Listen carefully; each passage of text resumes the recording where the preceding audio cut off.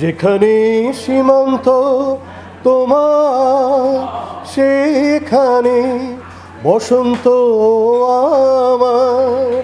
আমরা কিন্তু আসলে ব্যান্ড মিউজিকটাকে সেইভাবে আপামর জনসাধারণের জন্য ধরে রাখতে পারি না। ইউটিউব চ্যানেল বা বিভিন্ন মাধ্যম থাকার কারণে কিছুটা সস্তা বিনোদনের ব্যাপার চলে এসছে। দর্শকদের জন্য আমাদের গান করা অবশ্যই ভালো লাগছে, কারণ যে কোনো সৃজনশীল সৃষ্টিশীল কাজ আমি খুব উপলব্ধি করি। ছোটকাল থেকেই আসলে আমরা একটা সাংগীতিক পরিবারে বড় হয়েছে, যার কারণে ক্লাসিক্যাল মিউজিকে আসলে আমরা শিখেছি। তারপরে 90 দশকে আমি ব্যান্ড মিউজিক করেছি। দেন এখন আসলে কর্মক্ষেত্রে ব্যাংকার হয়ে যাওয়ার কারণ সময় দেওয়া হয় না, বাট তবু সৃজনশীল কিছু ভালো গান আমরা করি, সেটার প্রেক্ষিতে এই গানটা আমাদের করা এবং আশা করি আমাদের দর্শকদের ভালো লাগে। তখন তারুণ্যের প্রতীক অথবা তারুণ্যের যে জোয়ার ছিল, এটা আসলে ইউনিভার্সিটি মল বলেন বা পয়লা বৈশাখ বলেন, রমনা বটমূলের সব জায়গায় তখন এই ধরনের কনসার্টগুলি হতো পাবলিক ফোরামে, এবং এইটা কিন্তু আমাদের সুস্থ বিনোদন এবং সুস্থ সংস্কৃতি ধারা ছিল। আনফর্চুনেটলি বা যে কোনো আকাশ সংস্কৃতির কারণে হোক বা কিছুটা ল অ্যান্ড অর্ডারের কারণে হোক, আমরা কিন্তু আসলে ব্যান্ড মিউজিকটাকে সেইভাবে আপামর জনসাধারণের জন্য ধরে রাখতে পারি না।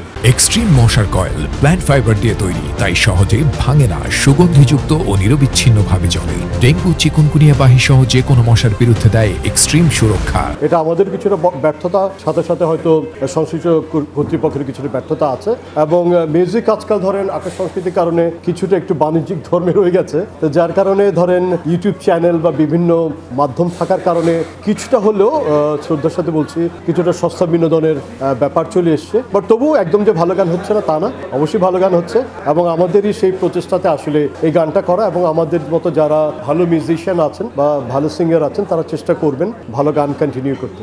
অবশ্যই যুগের সাথে তো তাল মিলিয়ে চলতেই হবে, নাথিং ইজ স্ট্যাটিক, আর ডিমান্ড অ্যান্ড সাপ্লাইয়ের থিওরিও আছে। তো কাজে আপনি এখন একেবারে ক্লাসিক্যাল হারমোনিয়াম নিয়ে বসে গান করলেন, এখন কিন্তু কেউ শুনবে না, কারণ সবারই জীবন এত বাস্তবমুখী এবং এত ব্যস্ততা, এর মধ্যে থেকেই মানুষ সময় বের করে হয়তো রাতে বা অবসরে একটু ইউটিউব চ্যানেলে যাচ্ছে, কিছু ভালো মন্দ গান দেখছে, তো এর মধ্যে থেকে কিন্তু চলছে। কাজে এটাকে আমি খারাপ হিসেবে দেখবো না, তবে আমার মনে হয় সময় এসছে যে আমাদের সংস্কৃতি মন্ত্রণালয় হোক বা যারা আছেন থিঙ্ক ট্যাঙ্ক যারা আছেন, ওনাদের ভাবতে হবে যে গানের সুর, কথা অথবা ভিডিও মিউজিক যেটাই করেন সেখানে কিছু পরিশীলিত ভাব অথবা পরিমিতি বোধ আসা উচিত। তার আমি বলছি না দেখবেন সেন্সর বোর্ড বসিয়ে দিতে হবে ফিল্মের মতো, বাট আমার মনে হয় এখানে একটা কনসেনসাস আসা উচিত, যাতে করে আমাদের গানের কপিরাইট বলেন, সুরের কপিরাইট বলেন, সঙ্গীত সুরকার, গীতিকার, শিল্পী সবারই একটা প্রপার রিকগনিশন যেমন হোক, এবং একটা মানসম্পন্ন গান যাতে আমাদের এই বাংলা প্রজন্মে থাকে সেটাই করা উচিত। দর্শকরা আমাদের প্রাণ, দর্শকদের জন্য আমাদের গান করা, এবং দর্শকদের কাছে বিনীত অনুরোধ একটাই থাকবে